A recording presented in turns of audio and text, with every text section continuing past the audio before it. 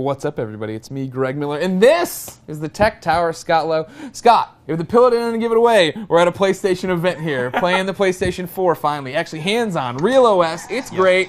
You've been fooling around with this remote play. Yeah. Is it everything we dreamed of? It's been promised since PS3, PSP. Yes. Now it's here. Vita to PS4. Tell me all about it. Yeah, so this was our first real demo outside of NAC. I think we saw it at Tokyo Game Show. Sure, and even that was tethered. Yeah, and it was like, kind of nebulous how it all works. Yeah. This is like, we actually watched it pair.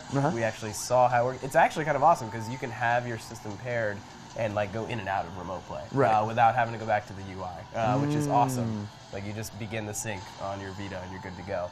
So we saw it on two titles that we have never seen before, on which is Need for Speed Rivals, which was actually like a blast to play. Like, it was, there was a few stutters here and there, but overall, like it was, gorgeous, presented on the OLED display. Right.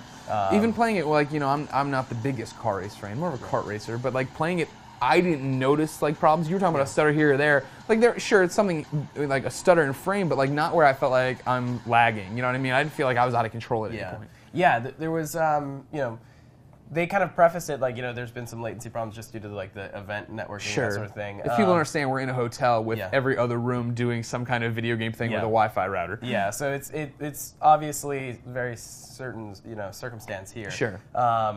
But yeah, there was not a ton of performance problems or stutter, but the visuals there's a little hint of compression there, but not nearly as much as you would expect.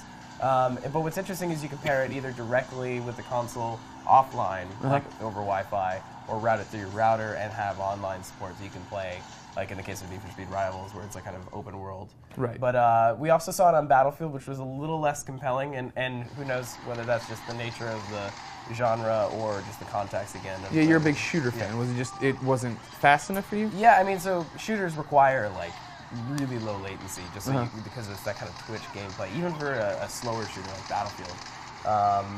And what I noticed was like, movements weren't as precise. So like the aiming reticule, like, usually it's like, kind of really, it moves around very gently and like in small increments, whereas this was like kind of like, it's a big swiping to the left. So it wasn't bad, it just wasn't really, playable in that way. You have a refined palate for shooters. Yeah.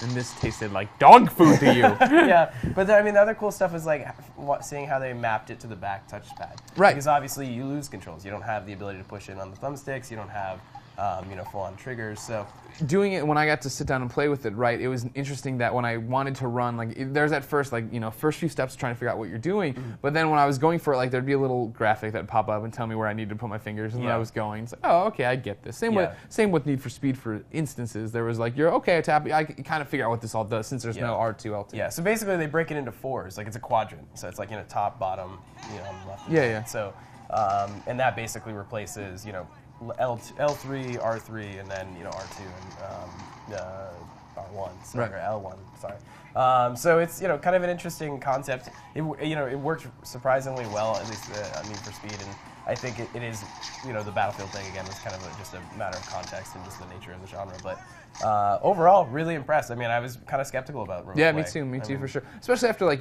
Tokyo Jungle from PS3 to PS Vita. Even that like compression was bad, latency was bad. Yeah. This already better than that ever was. Yeah, despite like the latency of the controls for Battlefield, like visually it looks great. Yeah. So. Well, you're going to be doing a lot of tests here once we get our PlayStation 4s home, right? You'll be doing a whole review. You'll be out there trying this remote play, putting up articles and videos on that IGN.com. You use it by doing this. Interesting thing to point out, too, a lot of people were tweeting at me about remote play saying, oh, that's cool, I hope they make it work. I hope that they eventually patch it for Battlefield multiplayer. That's not how remote play works. Remote play works for the game. Your Vita's a conduit. For a conduit like Infamous Second Son, where even when Infamous Second Son comes out, no matter the mode, you should be able to use it unless there's a camera. Stuff like Playroom doesn't work, obviously. Yeah, I mean, my understanding is that it is very much like it's a developer. Like developers have to embrace it to an extent, but it's such a small investment that it's not. Need for Speed guys were saying it was super simple, right? Yeah. It was like on their list of things doing, like, oh, we don't have time for that, and then it was like, here, it's just code. Just add this to your code. And it maps surprisingly well. All right. Well, ladies and gentlemen, you will be playing your games with remote play very, very soon. So make sure you tell us in the comments if you're excited for it, and then keep coming back to IGN for all this PlayStation goodness. Speaking of which, you start eating this end of the pillow, and I'll start eating this end of the pillow. I'm not going to do it. I bet Ben Kuchera farted on this, so I don't want it.